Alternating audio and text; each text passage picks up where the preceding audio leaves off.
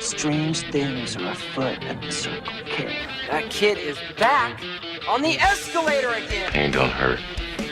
Is my boomstick! Game over, man. It's game over.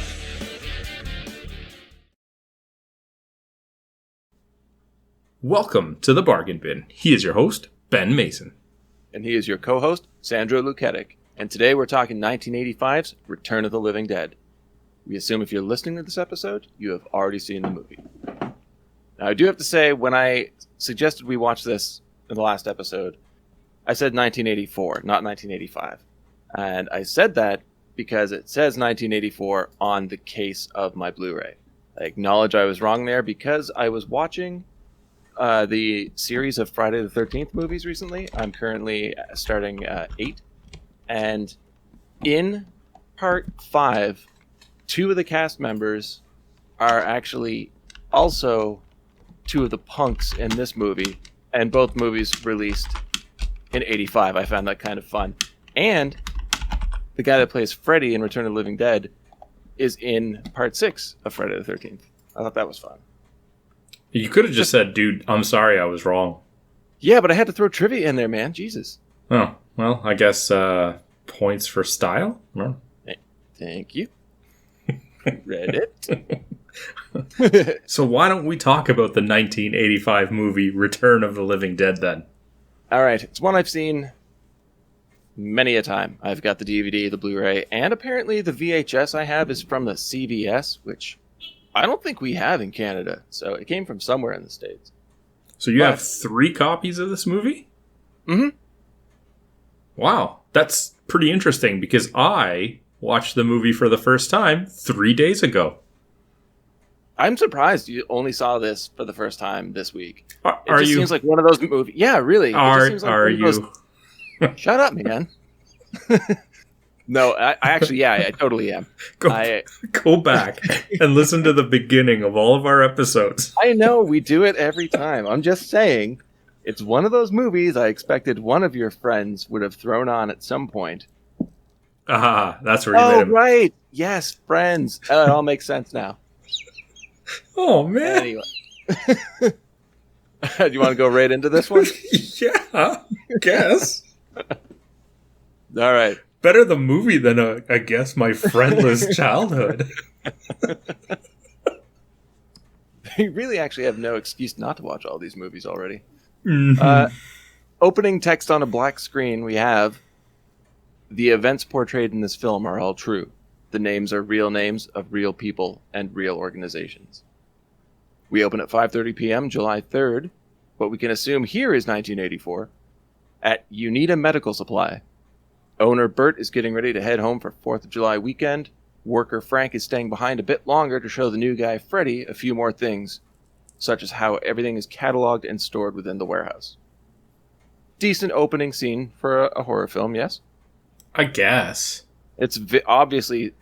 it looks like a smaller budget than what it actually has. It feels like a lower budget movie. I have a general issue with putting the date and time on like a text screen. Mm-hmm. If it never really plays a factor in the movie. Not at all. Right? I was curious about that too. It's one thing if things that take place in the movie are time sensitive. Like, say there's a set amount of time it takes for somebody to turn into a zombie. Fine. Give me timestamps.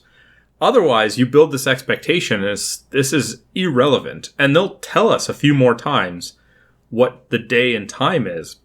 Yes. But it doesn't matter at all. And it's not the only movie to be guilty of it. So I'm not going to, It really could have played a role in the film, though, because we would be able to assume that since it takes place the evening of July 3rd and goes into the 4th of July, that a lot of areas would be shut down for the holiday. That's another thing. But that never really comes into play. So I'm with you. I really don't know why they would do this if there's no actual need to. But again, it's not the only movie to do it, so I'll look past it. But I just had to point that out. I always find that there should be a purpose, even if that purpose is a tongue-in-cheek inside joke that we can look up trivia and see.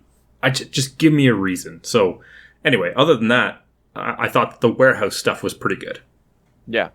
It gave, like I said, a low-budget feel. Almost like I would say like a stage play feel. Everything's pretty much contained to one room for the most part there. Frank shows him how to pack up a skeleton for medical use. They have a back and forth about where the skeletons come from, like Indian skeleton farms, why they all have perfect teeth, etc. It's really just to establish the jovial uncle-nephew relationship between the two, Freddy being the nephew. So they make a point of saying how there was an order for 2 skeletons. Mm-hmm. And they go through the process of carefully and properly packing what ultimately ends up being 1 skeleton in a box. Yep, and then they move on. And then they move on. And that's honestly the vibe of this movie, though. I'm pretty sure that was intentional. Even if he said, like, make sure you do it 1 per box. Right? No. They just pack 1 and move on. This movie is ridiculous. The jokes are fun and kind of ridiculous like that. I'm pretty sure that was intentional. Dan O'Bannon, the screenwriter and director of the movie, he's a smart man, so I think that was intentional. I'm really trying to defend this. Frank continues to show Freddy around and then leads him to the split dogs they have for veterinarian schools before taking him over to the fridge and showing him a cadaver they store for military use. Is it just me, or the split dog is terrifying? The split dog is terrifying, and is Frank just a little too excited to show him fresh cadavers? He's super excited. He's so excited for it. And my question for you, why is it green? I don't know. I'm not a science guy. No, it's weird. It's just this hairless body hanging in a fridge, and it's just green. I never understood that. You just stored a skeleton in a box, which we are led to believe is a real skeleton, not like a plastic one. Yeah. But you're super excited about a fresh cadaver. Okay. Outside, we meet a group of punks. Tina, Chuck, Casey, Spiders, Scuzz, and Trash. They're all talking about how they want to party that night, but they don't know where to. Tina, who doesn't look like she belongs to this group of people whatsoever, is Freddy's girlfriend, and she wants to party with the gang, but promised to meet Freddy when he finishes work. So they all decide to go meet Freddy, since he always knows a good place to party. Which, he does not look like a guy who knows where to find a decent party. He looks like... Yeah. Damn it, Ben. I'm sorry. He looks like what? He looks like a guy that would start Blink-182 in 10 years. Yeah. I will say this, though. The scene of these punks walking was just a fresh slap in the face of 80s right to the audience. Definitely. I loved it. This movie is very, very 80s. Did any of the punk attire stand out to you at all? Nope. Okay. All of it was on par, except for, like you said, Tina, who just didn't look like she fit at all. Yeah, even like Chuck, who was dressed pretty preppy, still looked like he fit, and Tina did not. Well, he had more of like a ska punk type vibe with, being the more like mixing formal with casual. Yeah. But you asked me, did any of the punks stand out? No, it was the person wearing normal attire that stood out. Does not belong. But does make sense that she would be with Freddy, since he doesn't look like a punk either. Not really, but I mean, the defense with Freddy is that perhaps he wouldn't dress that way going to work. Mm-hmm.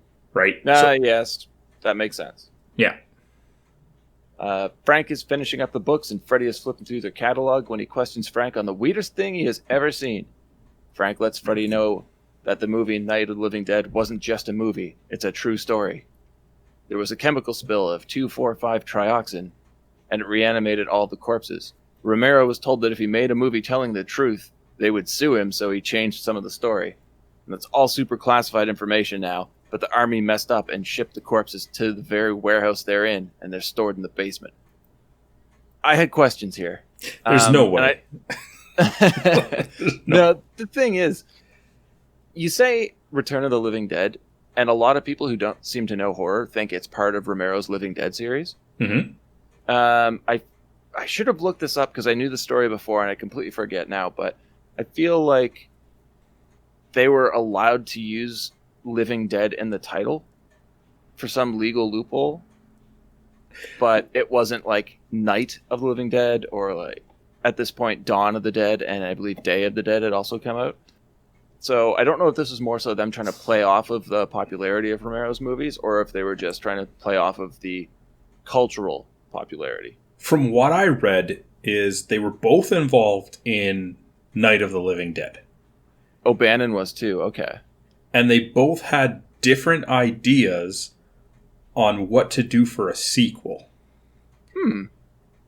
And evidently, this series went off to be what was considered, and it's in quotations, the Living Dead series.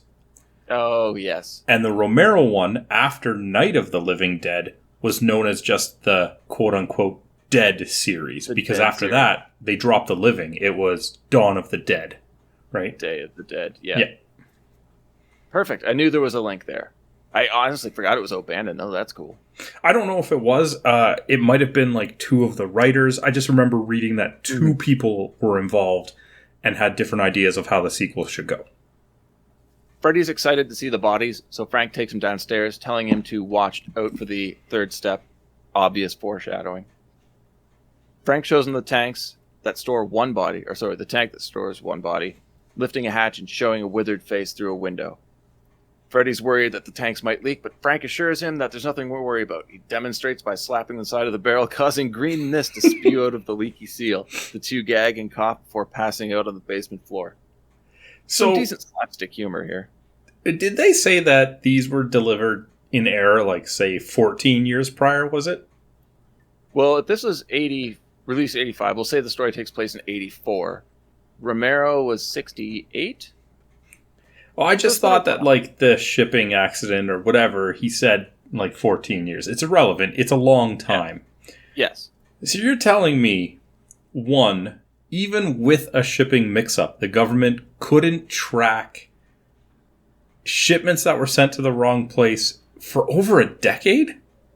Apparently, because as we'll see, they have like an entire task force that's looking for them.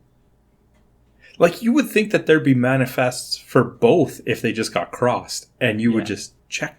Anyway, doesn't matter. In part two, I feel like it fell off the truck. It wasn't a misship. Oh, but yeah, okay. it doesn't make sense in this one. Well, I mean, if it fell off the truck, I would think it would have broken open if a slap to the side would have done it. Which is part two. So yeah, this one here, it seems like they were actually physically delivered to the wrong location. How could the U.S. military make a mistake? I mean, luckily the canisters were high-quality American-made. Well, this leads us right to the opening credits. What? No, I'm not done yet.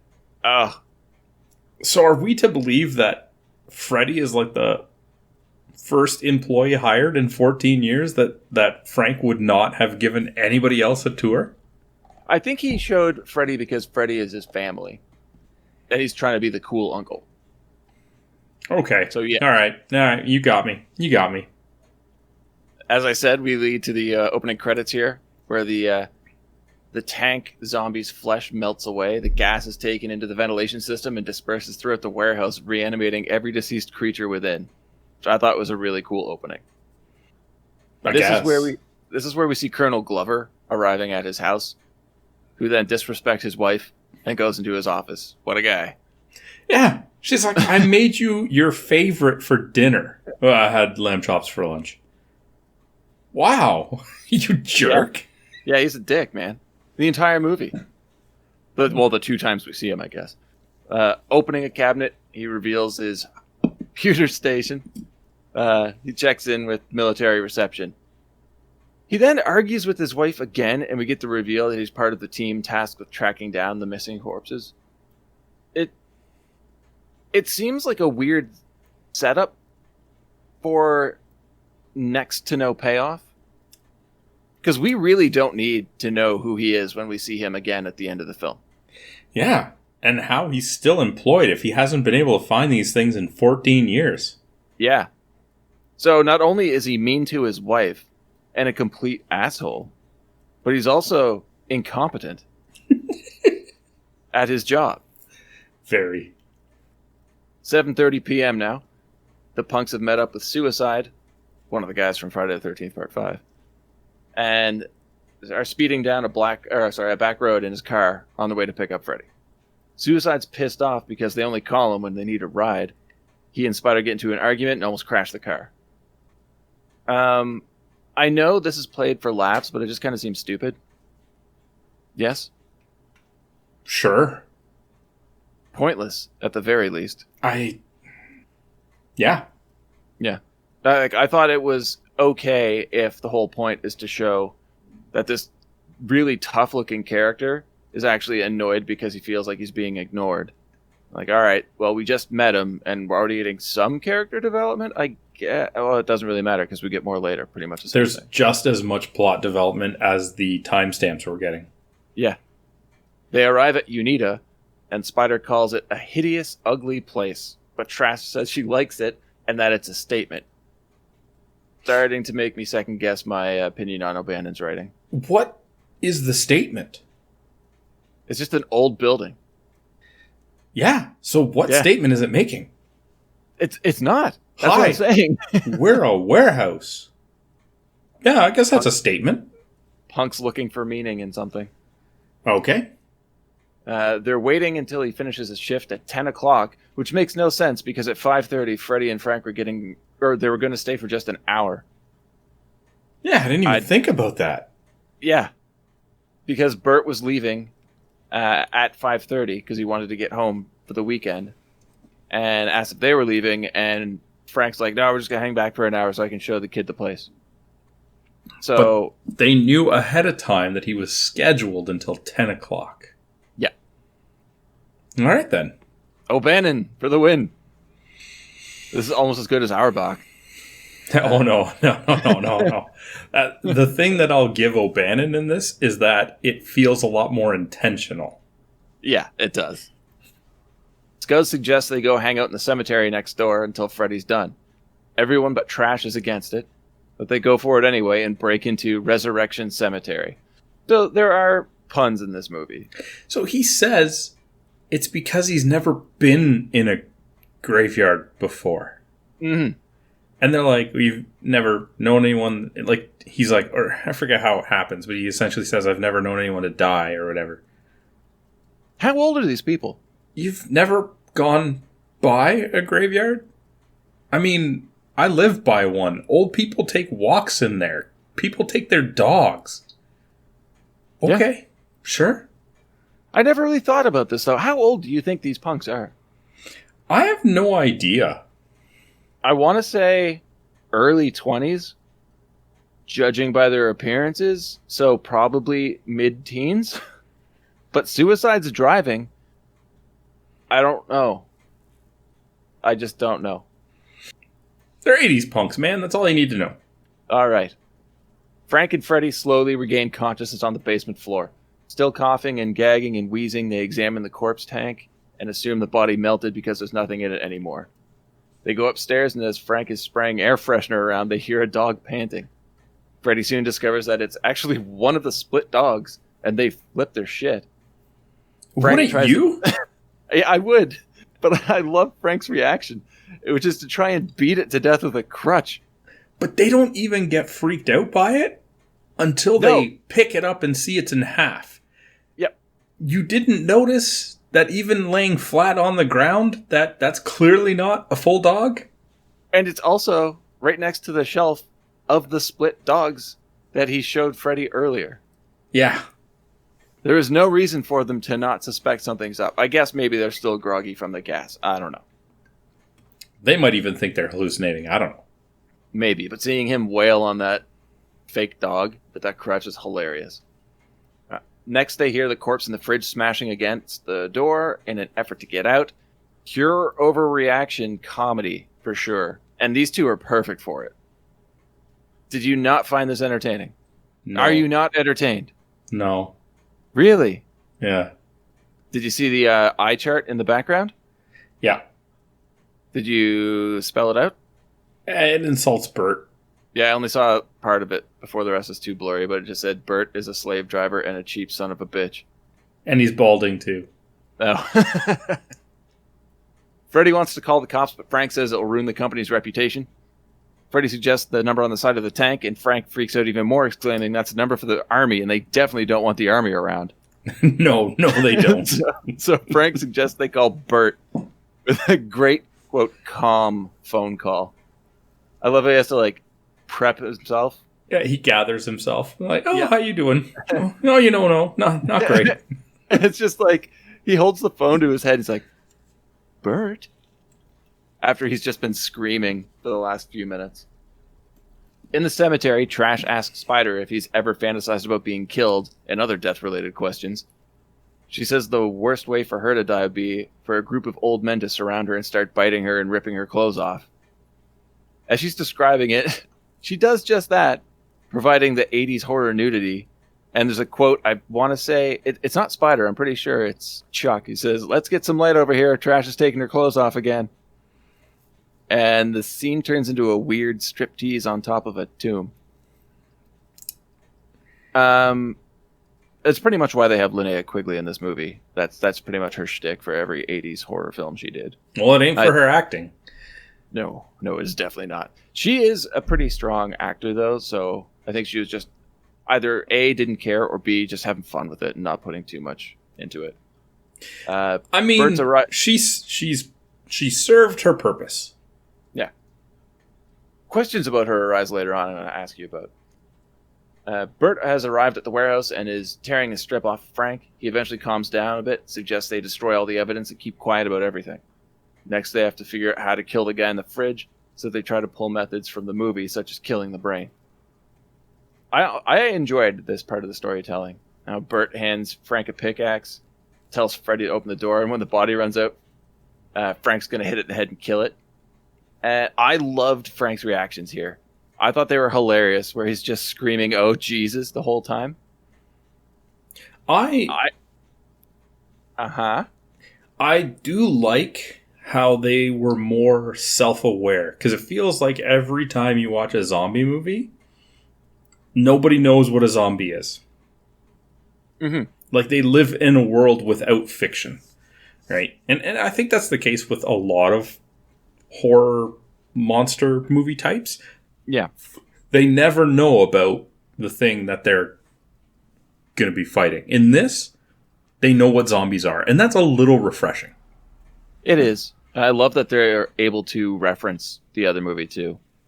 So it shows that, yeah, this is like post-zombie film world. Everybody's slightly more educated. They have a rough idea of what they're dealing with, or at least they think they do, until they figure out that not everything is as it is in the movies. Mm-hmm. Freddy opens the door. The body charges out, screaming for brains. It runs past Frank and tackles Bert instead. Freddy and Frank... I could have swore watching this scene that Bert was bit. Or at least they filmed it to look like it. I just thought that he crashed on top of him and fell through part of like the shelving. All right. Maybe, it's quick, right? But I'm also curious about how you turn into a zombie in this movie. Yeah, we'll definitely talk about that. Yeah. Freddy and Frank hold it on the ground, and Bert swings the pickaxe directly into the corpse's brain, but it doesn't die, it just keeps screaming, which sets Frank off screaming even more. Bert grabs a bone saw and cuts the head off of the thing, but the body jumps up and starts running around the warehouse, knocking everything over. They tackle it and tie it up. Frank and Bert argue about how it worked in the movies, and Freddy's upset at the realization that the movies lie. Mm-hmm. Controlled chaos filming this scene for sure. I loved it. I thought it had plenty of humor. I didn't really know what was going to happen from shot to shot, so I thought it was, completely unpredictable and pretty enjoyable. You seem much less than impressed, sir. Yeah. All right, then. Mm-hmm. I guess that's how we're going to be for this movie. Mm-hmm. Bert takes the lead again, saying they have to destroy the entire body. And luckily for them, there's a mortuary across the street, and it just so happens that the embalmer, Ernie, is working late that night. And that he's good friends with Bert. Yeah, Bert and Ernie. Yeah, which apparently O'Bannon said he had no idea. Honestly, I didn't even put two and two together there until like halfway through these notes. He said that he had no knowledge of the Sesame Street characters Bert and Ernie. Oh, I find that hard to believe. Yeah. The new plan is to burn the body in the crematorium, and to get it there, they'll have to cut it into pieces. How convenient that everything they required for the plot was in this one facility across the street. Mm-hmm. I mean, it does make sense, man. Graveyard, mortuary, crematorium, medical supply warehouse. Ernie working at it's 10 o'clock on a Friday night. No, sir. It's 9:16 p.m. Oh, sorry. And the punks are still partying in the cemetery. Yeah. Trash is still naked and is now grinding on Suicide's leg while he talks about how people just don't understand him. Weird scene. Every scene in the graveyard with this crew makes no sense to me. Yeah. I'm not sure what we're supposed to get out of it. Like, there doesn't even really seem like that much of a sense of like camaraderie between them. It's like they just exist in a group together. And not even that, because every time you see them in there, they're in these separate pockets. Yeah. It's like, I mean, I know people that when they were younger would go to the graveyard to drink because they were underage and it was a good place to hide.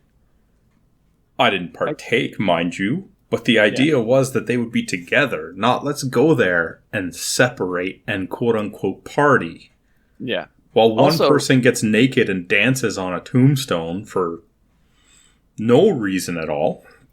But also I find it very strange that later on we see the city skyline, and it looks like there are massive buildings everywhere. It looks like a very populated city. That is the only time you get that feeling. Everything seems so dense together, like the warehouse next to the cemetery, which has the mortuary, which has the crematorium in it. But there's nothing else around. It's just like empty lots. I don't know. It just didn't work for me. Fair. But this is where we meet Ernie, decked out in a maroon velour tracksuit, smoking a pipe and listening to classical music as he's embalming a corpse. Bert enters, but Ernie doesn't hear him. When he does, he gets spooked and pulls a gun until he realizes it's actually Bert. We then get a lesson on rigor mortis. Bert asks for a favor, and the boys bring in the garbage bags. Ernie's understandably nonplussed. Can we point out that the lesson on rigor mortis is completely inaccurate? Mm-hmm. All right. Bert assures him that the bags, which are shaking all over the place, contain rabid weasels. Ernie's shocked that Bert wants to burn the animals alive and offers to take them out of the parking lot and shoot them. Bert makes Ernie swear to keep a secret and shows him what's up exactly. Dumping an arm out of a bag, it grabs Ernie's ankle. He freaks out. Bert grabs it, throws it in the bag, and Frank, still crying, ties it up. Ernie first says we should take it to, like, the pound or something like that. Yeah. They're rabid. Even if it was rabid weasels, they're rabid. I also don't think you take weasels to the pound. Okay. I guess. I don't know. He thinks it's more humane to shoot them all. I don't know. I call animal control. Chuck's hitting on Casey now. She shuts him down and then insults Suicide as he passes by. His response is, "Hey, fuck you, ballbuster." I love how Suicide's the toughest looking one of the bunch, but he talks about how they only call him when they need a ride, and then complains about how nobody understands him, and now this. Like, they just shit all over this guy. Yeah. I like him, man. He's a pretty fun character. It doesn't really get a whole lot of screen time, but it definitely goes against your expectations. Oh, yeah, absolutely. Spider tells Tina it's almost 10 o'clock now, so she goes to meet Freddy at the warehouse. Ernie and Bert, that right there is where I realized Bert and Ernie. I'm not going to lie. It's like halfway through my notes. It's like, holy shit, Bert and Ernie. I noticed it the first time that they talked to each other. Dude, I have this movie on 3 media formats. I've never noticed this before. Well, maybe you just didn't have Sesame Street on the front of your brain like I currently do watching it every single day. I guess, but I watched a lot of it growing up, and Bert and Ernie were my favorites. Well, there you go then. Ernie and Bert make a deal, and now it's time to burn a body and some split dogs. They load the bags to the furnace while Freddy and Frank sit back and start looking a little ill. The furnace door closes, and the bodies start to burn, spewing green smoke up through the chimney and into the night sky. Unlucky for them, though, a rainstorm starts just then, and the now contaminated rain pours down to the ground below. I thought this was a fun plot point. I didn't like it. Why not? It almost immediately gave me the impression that there is no solution to this. Well, I mean, inevitably, that's what happens, right? That's the realization. I'm just saying, you got to build a level of hope, right? Even in movies where the bad guys win, the idea is that you're rooting for the good guys to prevail or the solution of the problem to present itself. Yeah, but I think that's a little early to condemn a movie because it doesn't have hope. And it's a horror comedy and we're halfway through. I'm just saying, as soon as I saw that, I'm like, there's no point. They're done. Knights and Nerds is not just an actual play D&D podcast with an original campaign being played by a group of friends who tolerate each other. It's also a podcast where I, the Dungeon Master, talk about how I'm adapting to the choices the players make, as well as revealing to you, the audience, the complex story and deadly twists that I have in store for my players. Find us on iTunes, Google Play, Stitcher, Spotify, or at knightsandnerds.com. Tina takes refuge in the warehouse, and the punks run to Suicide's car, jumping inside and pulling the roof up. Should have mentioned it was convertible. The whole time, everyone's screaming about the acid rain, especially Trash, who's still naked. Well, yeah, I mean, that's if acid rain, it's hitting a lot more of her. Yes. The contaminated water soaks down through the soil of the cemetery and into the graves below. Bert is stoked that the bodies are no longer a worry, but Frank and Freddy are looking pretty rough, pale and bruised now. They're incredibly weak and pained. Freddy tells Bert about what happened in the basement. They try to take him to the hospital, but Frank runs out in the rain and vomits violently. They drag him back inside, and Ernie calls the paramedics. So Suicide's car is completely dead now, just won't start, and the punks are stuck sitting there in the rain. Horror trope. Car not starting. It was working just fine. Yeah, no problem. In fact, that's why they called them. They needed a ride. Yeah. They hear something in the rain, and it turns out to be the corpses in their caskets screaming and struggling to get out of the ground. So that's a hell of a rain. Oh, yeah. Because, one, this is brought up in the trivia on IMDb. Rain doesn't absorb into the ground that quickly or that deeply. Two, you would assume that the corpses would be in caskets. Yeah, you would think so.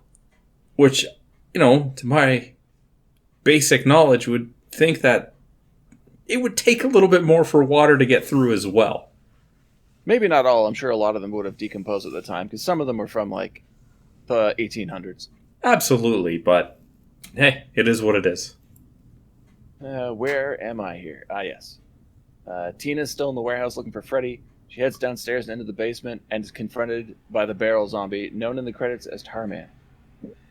Wicked effects. I'd say probably one of the best zombies in the movie. I'm surprised they don't use him on the cover of the film. It kind of makes an appearance in later movies, but with a lower budget then, it's not even close to looking as good. What's your take on this guy? He looks like if Jim Henson made a zombie.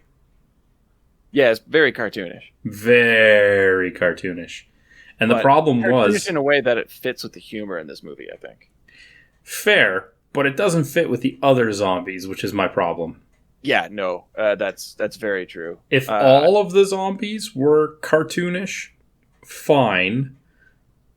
But to have one that's cartoonish and then the rest are, at least from an image standpoint, more traditional zombies, didn't work for me. Yeah. The only thing I could really think about here is that it's been exposed to the 2,4,5 trioxin for so long that it's just going to look different, but that doesn't necessarily mean it has to look comedic. It moans for brains, and Tina runs upstairs, falling through the janky step that we were told about earlier in the movie. She gets up and hides in a locker, all while the zombie tries to break inside. Zombie's smart, though, and tries to chain to the locker doors with a winch. It slowly pulls the doors open. I mean, you've seen many aspects already of zombies that are not common to zombies at this time, especially. Yes. Their ability to think more. If I read correctly during my research, this was the first time that zombies in film were made to eat brains specifically rather than just living flesh. Accurate. Yes. This is the first time. So they definitely are not restricting themselves to the same barriers. Mm-hmm. So that's kind of refreshing. It is. And as we get to see a little bit later, too, I think this is probably the first time major North American audiences get to see running zombies. That I also read, yes. Because there would have been something like City of the Dead in Italy, I think. That would have been out before. But I think this is the first like big North American one, which I think would be pretty cool for a lot of people who are just either horror fans or just getting into horror, because it's introducing two new bits of information to what is now kind of like your stereotypical zombie lore. I mean, it's still kind of one or the other. Like, you still see movies all the time where they're the slow lumbering ones, and you also see fast moving ones. So now, yeah. Yeah. By this point, the punks have ditched Suicide's car and also ran into the warehouse. Inside, they hear Tina's screams from the basement. They go down to the bottom of the stairs and see the doors being ripped off the locker and smashing onto the floor. The zombie grabs Suicide and bites into his skull before chasing the other punks upstairs. Spider holds the door closed behind them. I like the special effects of him biting into Suicide's head, but it seemed like there were no bones there at all. Yeah, he got through that pretty easily. Yeah. Poor Suicide, man. The guy had no chance. That's all we got of him. The people he thought were his friends just shitting on him. And then his brains are eaten. And in my mind, we just lost maybe the most interesting of the punk characters. 100% the most interesting. Paramedics arrive at the mortuary now. They question Freddy and Frank what they took. But Bert does his best to explain and doesn't give them the full answers. The paramedics take vital signs, but the instruments get no pulse or blood pressure from the two. On top of that, the bodies are sitting at room temperature. Are you a doctor? No. Despite that, do you know how a stethoscope works? Yeah. Occurs to me that even if there was a heartbeat or a pulse, they weren't going to hear it without the stethoscopes in their ears. Nope. They're just pressing it against them. I'm not getting a line. Yeah, the other side has to go in your ears, genius. Yeah, honestly, I only noticed that this time around. I never noticed that before. Yeah. All right, let's try and fly through this because I want to talk a bit more about the movie as a whole. The punks are freaking out in the warehouse, but at least they have the wherewithal to board up the door to the basement. They wonder where Freddy is, and they run back outside into the rain and into the cemetery for some reason. I don't know why they would run back outside into the rain that they've already established is acid rain and actually is burning their skin, let alone go back to the cemetery. How far are we supposed to believe that the cemetery is? Not that far, because it seems like if it was almost 10 when they were in there, and Tina was going to go meet Freddy for when he finished at 10, it seems like she walked there relatively fast. She walked there relatively fast, but they had these camera cuts of her from like a distance when she was walking to the warehouse. And it's like, this looks like a pretty far distance. Yeah. And then they say, we're taking him to the morgue across the street. Yeah, it's definitely not across the street. Okay. There they witness a skeleton pull itself out of its grave, look up to the sky, oddly enough opens its eyes, and opens its mouth wide as we get a wicked music cue for Party Time by 45 Grave. Now, I think this is the point where the movie just kind of goes like full fun and wicked camp. Would you agree with that? I don't think it was not camp prior to. I think they were trying to be funny to an extent, but from this point on, as soon as we see this skeleton with full eyes, and then we get that music cue, it's kind of like we're off to the races for the rest of the story. I mean, the pacing definitely picks up. I don't know if the humor changes. I mean, if talking about, zombies with full eyes, Tarman had full eyes. Yeah, but this is just a skeleton, and that's it. Okay. Like, everything else is rotted away, but its eyes are perfect. I'll give you that the pacing definitely picked up. I don't think that the tone did. All right. Everyone flees. Zombies are popping up everywhere. Trash falls in water, and her prophecy is fulfilled as she's surrounded by dead old men who eat her, or so we're led to believe, because as we see her again later, it doesn't make any sense. In the mortuary, the paramedics are telling Freddy and Frank that they're technically dead, but they can't be. There's pounding at the doors. The punks want in. An armed Ernie answers, but it's only Spider, Scuzz, and Tina. They rant to Ernie about the zombies, much to his confusion. Zombies, still screaming for brains, chase Chuck and Casey into the warehouse. Paramedics have gone to get stretchers for Freddy and Frank, but they too hear screaming. One goes to get stretchers from the back at the ambulance. The other gets in the cab to radio into the hospital. Inside, he flips on the headlights and illuminates a mob of zombies standing a mere few feet in front of them. That was a good shot. It was a good shot. They burst in and eat him and then make their way to the back of the ambulance for the other paramedic.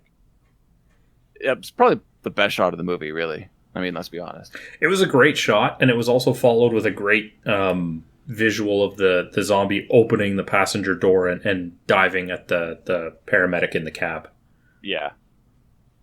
You're starting to make me second guess my love of this movie. Nah, that's impossible.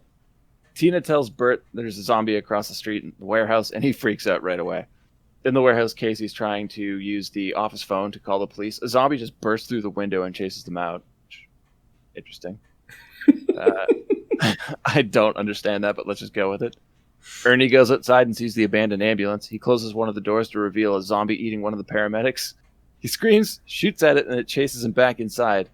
Slams metal shutters down and mumbles to the others about what he saw. It's a cool zombie, too. Sure. Had no legs and one arm and chased after him. Anyway. They leave the basement embalming room and go upstairs. The phones are dead, and the zombies are trying to break in through the front doors and windows. Montage of trying to block up all the potential entrances seemed kind of strange, but I went with it. It was fun. Like I said, it's definitely faster cuts, more action happening here, pushing us through the rest of the story. Yes, absolutely. Outside, a zombie is chowing down on one of the paramedics and hears a message come in over the ambulance radio. He slowly crawls inside and radios dispatch to send more paramedics. Which is probably the most classic scene from this movie. One of them, anyway. Sure. All of the windows and doors have been boarded up, so everyone goes back to the embalming room since it has steel shutters and is more fortified. A little bit of a rant here. Okay. Well, not a rant. I'm just going to run through a good chunk of the plot. Freddy and Frank aren't doing so well. Both are technically dead and in severe pain. Bert's forced by the punks to divulge exactly what happened that night. Freddy explains that he explains what he's feeling, and Ernie realizes his body has entered rigor mortis. Hey, it's your favorite part again. Everyone panics, but they hear sirens this time. Another ambulance has finally arrived. 2 paramedics get out and are immediately swarmed by a horde of zombies. I thought that was really fun. Just then, there's a crash upstairs. Zombies have started breaking through their barriers. Scuzz gets pulled out through a hole, and the zombie bites his head. The gang pull him back in, and the zombie's torso is pulled in with him. Scuzz is now dead, but they restrain the zombie, who has calmed down after dining on Scuzz's brains. They tie it to an embalming table and begin to question it. They learn that the zombies only eat brains because they're in pain from being dead, and eating brains takes the pain away. That's a wicked addition to the zombie lore. Yes? I guess, but for how long? And then you need another brain?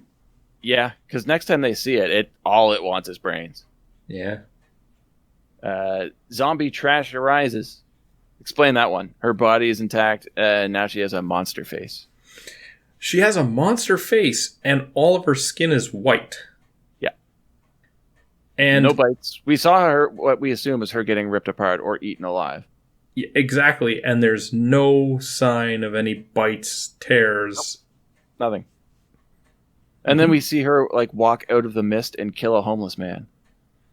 Is that the last time we see her? I believe... Oh, no, we see her one more shot in a freeze frame. Yeah, there's just one quick shot, but So like... a complete throwaway character and some weird change to the zombie story that's would be fine if they explained it, but they just don't. Just wanted another nude scene, I guess? I guess. Super creepy. Police dispatch sends out a request for patrol in the area. Then we get Casey admitting she actually does have a crush on Chuck, which seems strange because they don't really give them any other character development. Bert suggests locking up Freddy and Frank just in case anything happens. Ernie says to put them in the chapel. Everybody leaves except for Tina. She doesn't want to leave Freddy. It's actually kind of a disturbing scene, carrying them in as they're screaming and placing them on the floor where they just lay there convulsing. Yeah, that was weird. It was weird. It was pretty rough, man. And I don't... I know that Tina is supposed loves Freddy or whatever, but a little odd on her decision here. Yeah. Does she not see what's going on around them? Or just isn't processing it. But that's also kind of like Barbara from Night of the Living Dead. Although in that movie she just kind of shut down. The police arrive and describe the ambulance scene to dispatch. They get out of the SWAT car to investigate before they too are swarmed and eaten by a horde of zombies. Confederate soldier zombie enters the squad car and radios for dispatch to send more cops.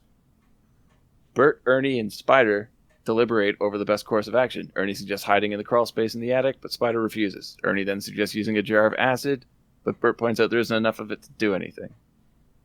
Yeah, he was really dead set on this acid. He really was. And there was so little of it. It wasn't even like half of a jar. No. I didn't know what he really thought he was going to do. I mean, he does use it for a good purpose. Yeah, I guess. I mean, like, once that was empty, what was his plan? Use hide in the attic? I don't know. Glass from the jar to stab them? Freddy and Frank are screaming in pain, and Freddy pleads for Tina to get out of the chapel. The two of them die and are reanimated. Or at least Freddy is. I don't know about Frank so much. Freddy attacks Tina. He's foaming at the mouth and wants her brains. Spider, Bert, and Ernie bust in. Bert and Spider beat down Freddy, and Ernie throws the jar of acid in his face to get Tina out and lock the door. Now Spider's having a full-on breakdown and tries to kill the zombie torso that's now screaming for more brains. We also saw Frank walk out of the chapel behind their backs when they weren't paying attention. I missed that. I must have been typing. Oh, I was curious about how he got to the crematorium. Yeah, so that makes sense. When they're fighting off Freddy, you can see him behind them, sneak out the door. Which leads me to believe that it was only Freddy that really turned, and Frank knows what's coming next now. Which also doesn't make sense because they're exposed to the same amount of gas at the same time. Writing. Yeah, I don't know, man. More crashing emits from the hall, and they realize that Freddy is breaking through the chapel doors. They try and stop him, but Ernie breaks his foot in the commotion, and they retreat.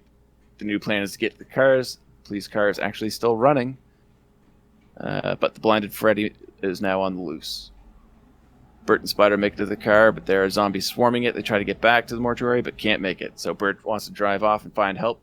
Tina freaks out, screaming that they abandoned them. Zombies are everywhere now, so Bert and Spider just try to get to the warehouse. They meet up with Chuck and Casey inside. The new plan is to grab both Frank's and Bert's cars, but they both explode. Why did they explode? Did I miss that? Plot convenience. But you also forgot to mention that when they go to drive to the warehouse, they drive through the graveyard. They crash through the gate. All right. The gate that the punks broke open. Oh, yeah. At the beginning of the movie, and presumably used to exit the graveyard. The same gates we see zombie trash walk out of to attack a homeless person. But they're now closed, and the car crashes through. Noted. You're really making me dislike this movie, man. Just saying, man. I'm just saying. Blind Freddy is stumbling through the hallway, knocking over furniture before tracking down Ernie and Tina. Before he can break in, Ernie gets himself and Tina into the crawl space in the ceiling and kicks over the ladder. Frank's fired up the furnace. He takes off his wedding ring, kisses it, and prays for forgiveness before crawling inside and cremating himself. I thought that was a good scene. Yes. Police descend upon the cemetery. They're stopped by an officer before discovering he's also a zombie. The convoy of squad cars is then swarmed by the horde. The police helicopter reports the events back to headquarters. Bert needs to get to the phone in the basement of the warehouse, but has to deal with the zombie down there. He grabs a baseball bat, which I'm not sure why they have. It's medical supplies warehouse. And tells Spider to open the door. I mean, they had a pickaxe. Why wouldn't they have a baseball bat? That must have been one of those medicinal pickaxes. I assumed where it was red, it had something to do for like fire safety. I don't know. Maybe. The baseball bat was just a random one for me. Zombie Freddy is trying to lure Tina out of the crawl space. And I think this is a really wicked shot here of Ernie picking up his gun quietly and preparing to shoot Tina to save her from being eaten. Mm-hmm. I really don't know what to think about the Ernie character here, but moving on. At the warehouse, Spider has ripped the board off the door. The zombie comes at Bert, who smashes it with the bat and sends its head flying. They go downstairs and Bert phones the police. He gets through and tells them that they're trapped inside the barricade, and he tries to explain what the police will be dealing with. Before anything can be done, the police barricade is swarmed by zombies, and all of the police are killed. All right, we're almost done here, man. I only have 4 more points. Okay. The zombies are breaking through the barricade. Bert calls the number on the side of the zombie tank. Finally. He's transferred to the piece of shit colonel from the beginning of the movie. The colonel goes to his computer station and phones in an airstrike. In the basement of the warehouse, Bert hears a whistling from above. In the mortuary, Freddy breaks into the crawl space. In the graveyard, the zombies look to the skies, and there's a massive explosion. The city has been nuked at 5:01 a.m. on 4th of July. The colonel reports the status to the general, informing him of the city's destruction, the number of the dead, and not to worry about the fires because a rainstorm has moved in and has taken care of them. There have been complaints about burning skin, but all should be back to normal before the morning. Next, we get a slow pan of rain pouring onto a cemetery as we hear screams and struggles of corpses trying to break out of their graves.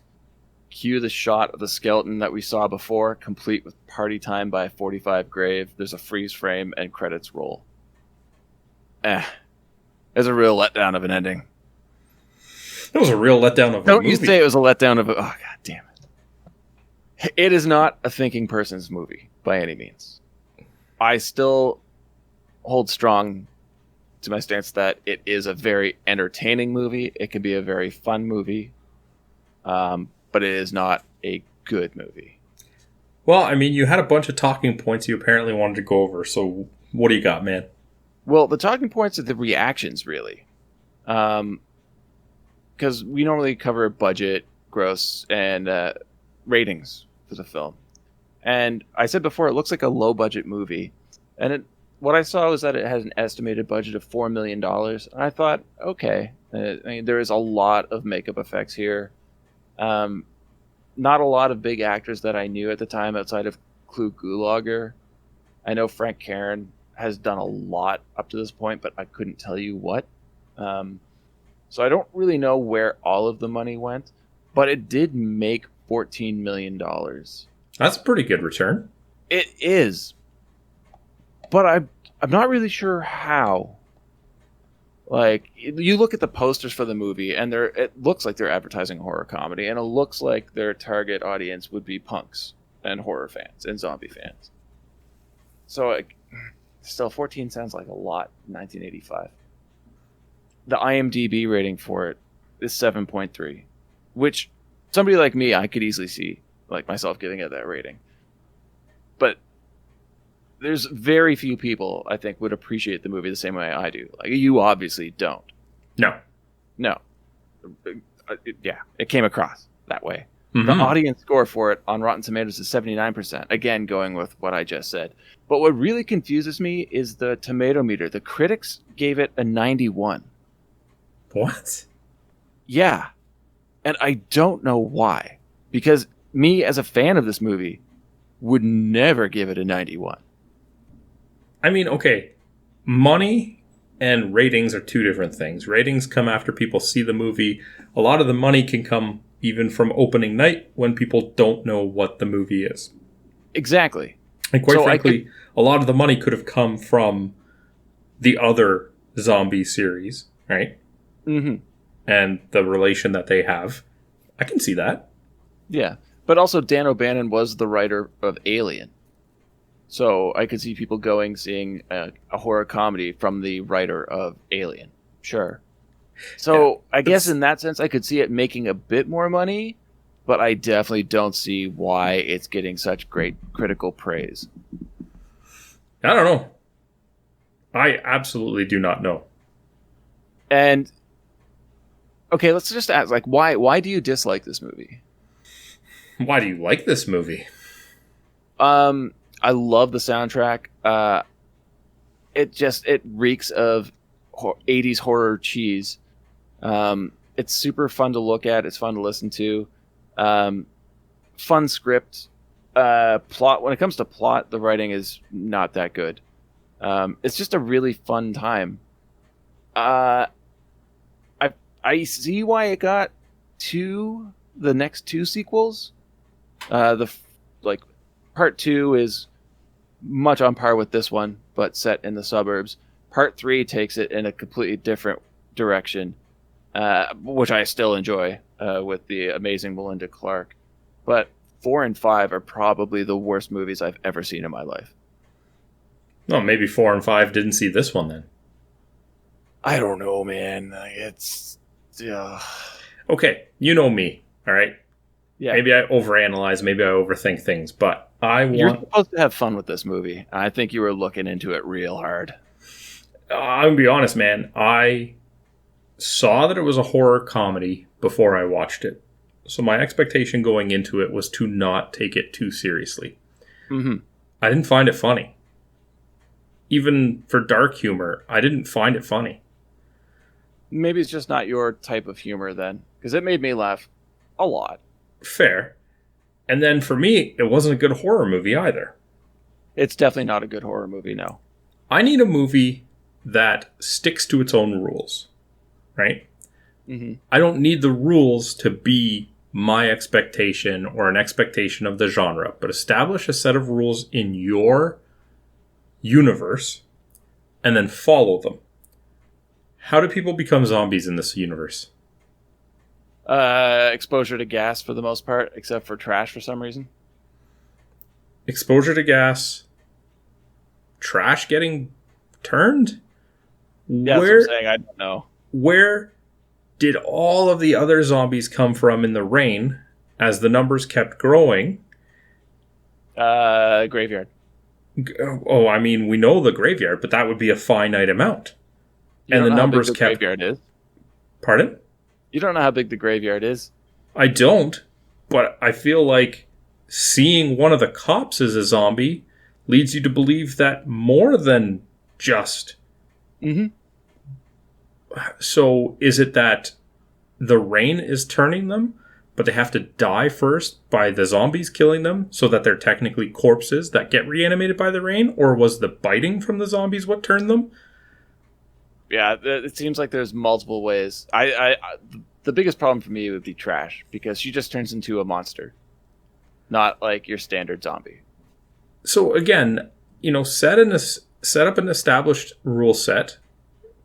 It can be your own. It doesn't have to copy other things. If it's, the rain or the smoke, which is not the usual for the genre, I'm fine with that. But stay consistent with it. Mm-hmm. You should probably stay away from horror comedies. Or maybe you should just pick one that's actually funny. Well, 91% from critics. Because we go by the critics all the time. When a critic gives a low score, you wave it off. No, I say, like I said, I would give this, the 7.3 from IMDb makes sense. 79, sure. 91 seems absolutely ridiculous to me. But I don't think it's a terrible movie. I think it's a lot of fun. But I also don't look at it from a critical perspective, because it's not. I don't think it's meant to be analyzed that deeply. Let me clarify. I don't think it's terrible. Okay. I don't. I have a worse fate to it than thinking it's terrible. Oh, great. Well, I mean, we're not at the recommendations part yet. All right. Well, what do you want to get into? Do you want to actually go over anything else, or do you want to get into awards? We can go to awards. Okay. All right. So probably the toughest category, because like everybody is a nominee. What was your worst performance? Everybody is not a nominee in this, for sure. But worst performance goes to Linnea Quigley. That was trash. Yeah, I have that written down as well. Yeah. I have written that I know she's a staple for nudity in 80s horror movies, but I've seen her act much, much better in other roles. I mean, hey, if she was brought on to provide the nudity, so be it, right? That's your role. That's your role. Mm-hmm. She has a great body. Nothing wrong with that. But having her try to act before that, it wasn't good. The thing is, she can. So is it like the direction, or was it her just not trying hard enough? Because I've seen her. I know she's a much better actor than what we see on here. But it's not who's the better actor. It's the worst performance. And I think, yeah, she gives the worst one. Yeah, I'm with you, man. Every delivery of lines prior to that, for her, are just so robotic. Almost feel like they were voiced over. Like, there's something really missing from her performance. There really is. What about best performance? I was torn on this one. Same. But for two different people, I think, then you're going to pick. Okay, well, I went with Gulager. Yeah, me too. As Bert. Yeah. I very early on accepted the fact that this is not going to be any sort of serious performance from anybody. Mm-hmm. And he was the character that I don't know what you would call it, believed in the most. Yep. Maybe not believed in, but believed, I guess. Although I was very torn to pick Freddy. Oh, really? Mm-hmm. I thought Thom, is it? Tom? Tom. Is it Tom? It's doing with an H in there. Get out of there. Thomas. Tom Matthews. I thought he did a good job. Yeah. Yeah. I mean, he did great with what he was given. Sure. Yep. And I mean, he had to carry a lot more impactful scenes, which I will get into with one of my later awards. Mm-hmm. But I did ultimately settle on Bert just because he was the most consistent performer throughout the movie with, probably the most screen time. So, good job for him, especially considering that he only got onto the role like a day before production. Sounds about right. He has a massive list of acting roles. He was around for a long time. He was a great actor. It was a back and forth for me. Originally going into the movie this past time, I was going to pick James Karen, Frank, if only for his perfectly timed comedy, like his reactions and shouting, because every time he would freak out, I was laughing out loud. He was the most consistent actor for me when it came to the comedic timing. But I found that in the end, Gulager had, like I said, the perfect range of emotion, great line delivery, and really is probably like the top pedigree actor in this movie. 2 for 2 on awards here, buddy. Yeah. Well, do you want to kick in with a memorable line? Well, I mean, that's your start. All right. I picked Zombie Freddy. And it was in the mortuary where he's looking for Tina, and he says, "I forgive you, darling, and I know you're here because I can smell your brains." That line stuck with me since the very first time I saw the movie. And I love his delivery of it. It's incredibly unnerving. Okay. Well, not 3 for 3, but I did pick Freddy as well for my line. Although I didn't pick Zombie Freddy, is the thing. So I don't know if that counts. Close. I think it's like a 2.5. So there's a build-up, obviously, to this line. You kind of already alluded to it, but Bert says, "I thought you said if we destroyed the brain, it dies."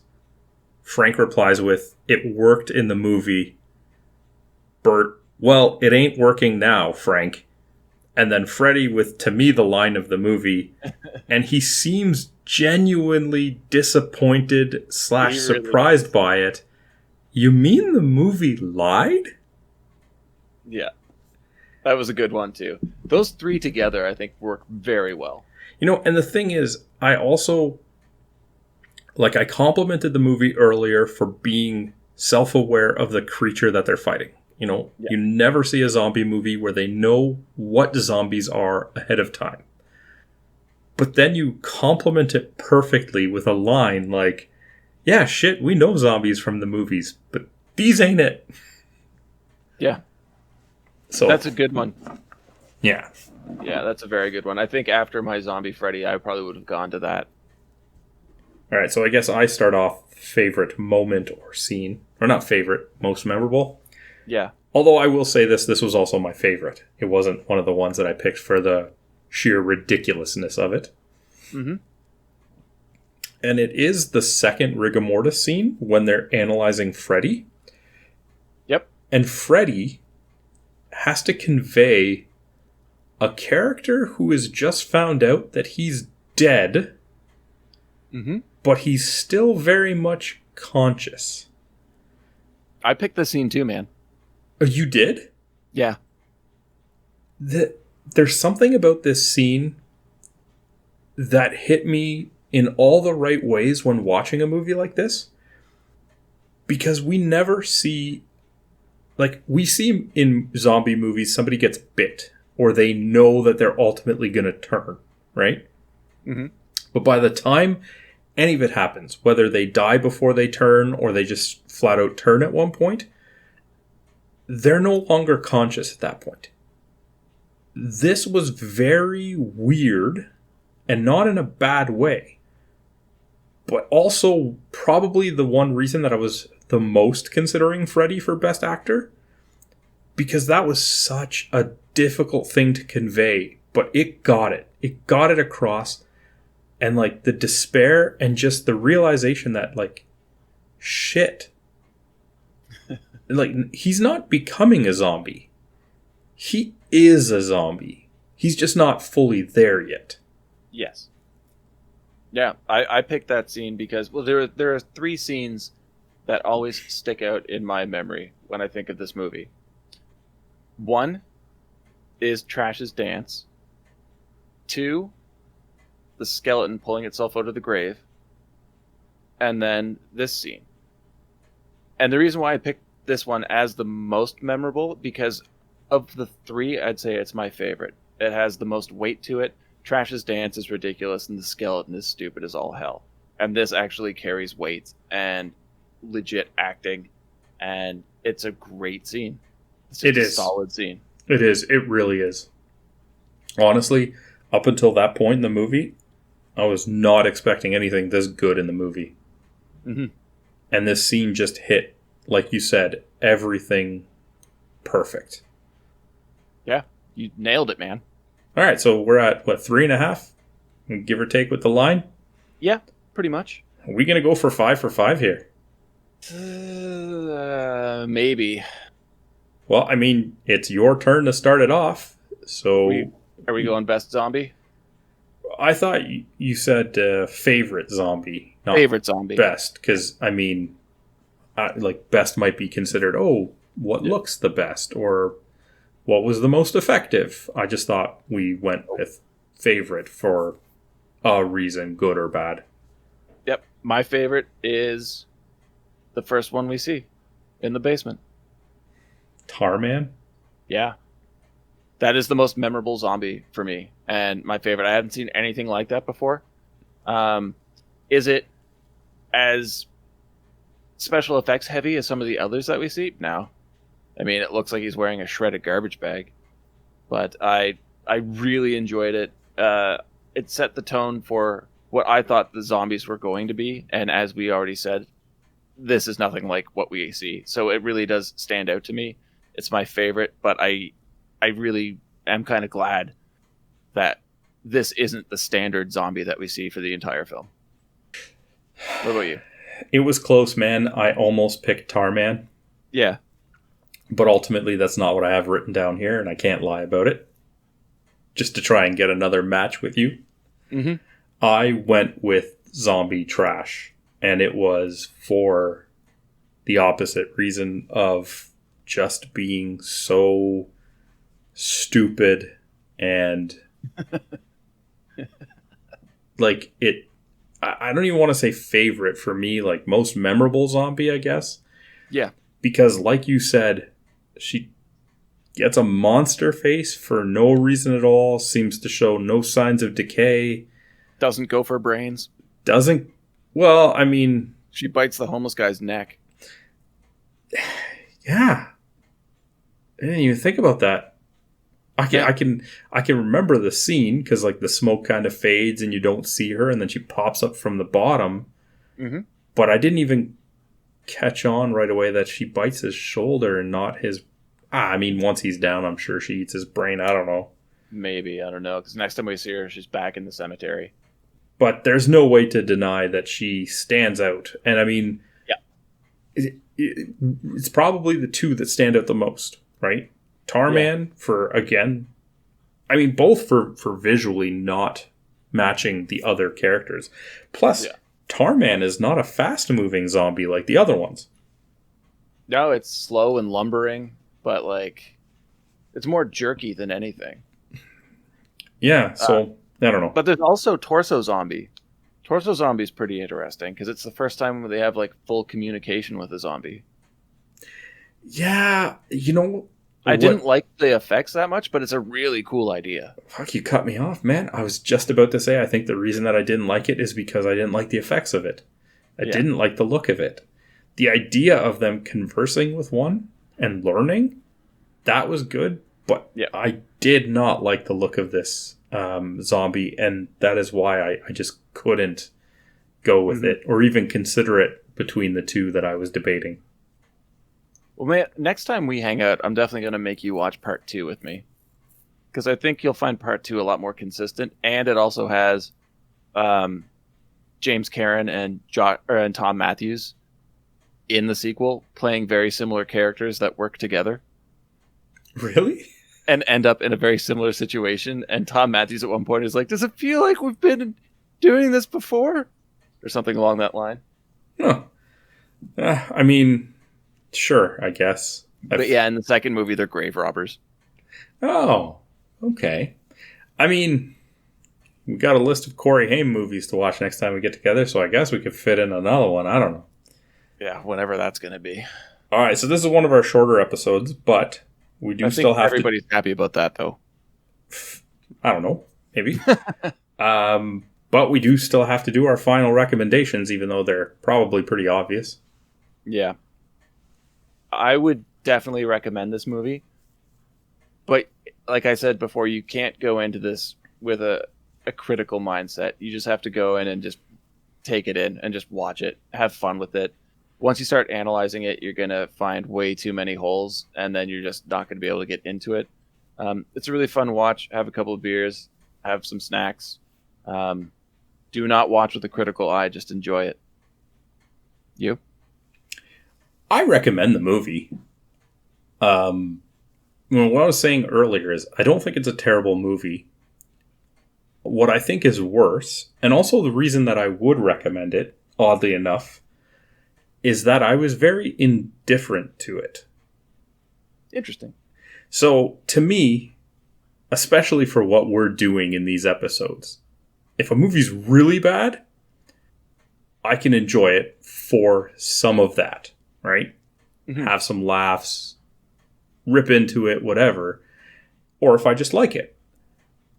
Watching this movie, I just couldn't bother to care, which to me is even worse. However, it's also the reason that I can recommend it, because it makes me think that there's going to be people like you out there who are going to enjoy it, so I can recommend it. I can't turn around and tell somebody, don't watch this movie because I hate it and it's terrible. I didn't care. It's indifferent, right? Yeah. There's going to be people who are going to go on either side of that fence that I'm, towing the line of. So, and yeah. I'm wondering, Yeah. I'm wondering if that's why it got such decent scores on IMDb and Rotten Tomatoes. Because the people that like it seem to really like it, and the people that don't just don't seem to care that much. No, and I mean, when you look at things like reviews on the internet, for example, the people that are the most motivated to speak up are the people that hate things or feel very strong negative emotions to them. The people that are just, oh, I don't care, they just leave it. Let it lie. Whatever. Right?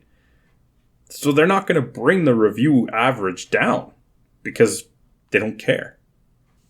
So, yeah, oddly enough, I do recommend the movie. I just don't like it. Where would you put it on a ranking scale of the zombie movies you've seen? Would you say it's like dead in the middle at that point then? I mean, it depends on what aspect I'm judging it on. I've definitely seen worse zombie movies, but I've seen worse zombie movies that I would probably have more fun with for that reason. Okay. So it really depends on what criteria I'm going by. It was fun. It was inventive. It has its problems, which kind of puts it probably middle of the road for me. I guess the biggest thing to take from it from a positive standpoint is that it is refreshing, like I said, to see characters that are more aware of what they're up against, a movie that will break down traditional barriers and, for good or bad, do their own thing. Yeah. So I guess that's another reason why, I could recommend it. It'll be a hit or miss, but at least it'll be something that you can see outside of the norm and decide for yourself. Agreed. All right. So that brings us to the end of our discussion of Return of the Living Dead. If you guys have thoughts on it, by all means, hit us up on social media. We are on Twitter, we're on YouTube, we're on Facebook. Any one of them, just search BS Bargain Bin, or check out, like I said, anchor.fm/BS Bargain Bin for any of the episodes as they come out. Now, we're doing something a little different next week, so I can't ask you what we're watching out of curiosity, but I can ask you for the purpose of announcing it to our fans. What are we watching next week? Next week, we are watching 1993's Airborne.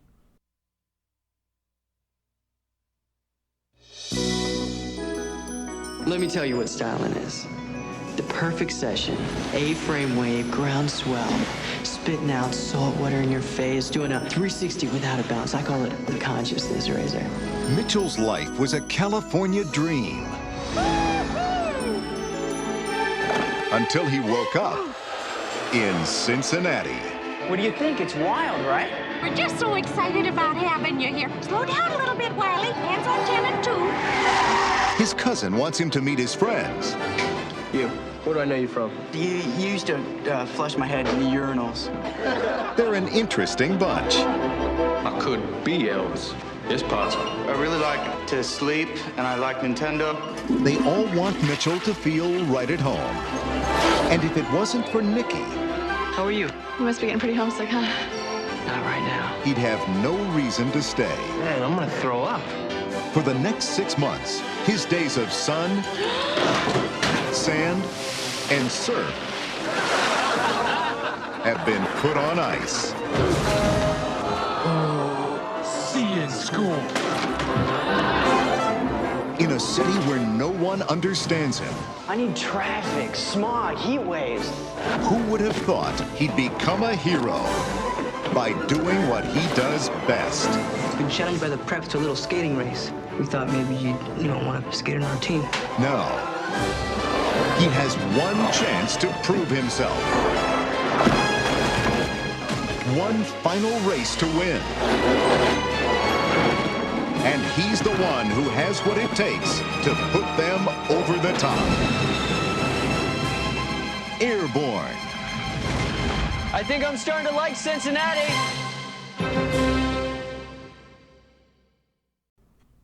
All right, and just to clarify, that is our May fan pick. It is something we're going to try to do monthly, so by all means, if you are hesitant to leave feedback on episodes, keep an eye out for posts for monthly picks and drop yours. It might be the movie we review. Until next week, have a good one, guys. All the best, guys.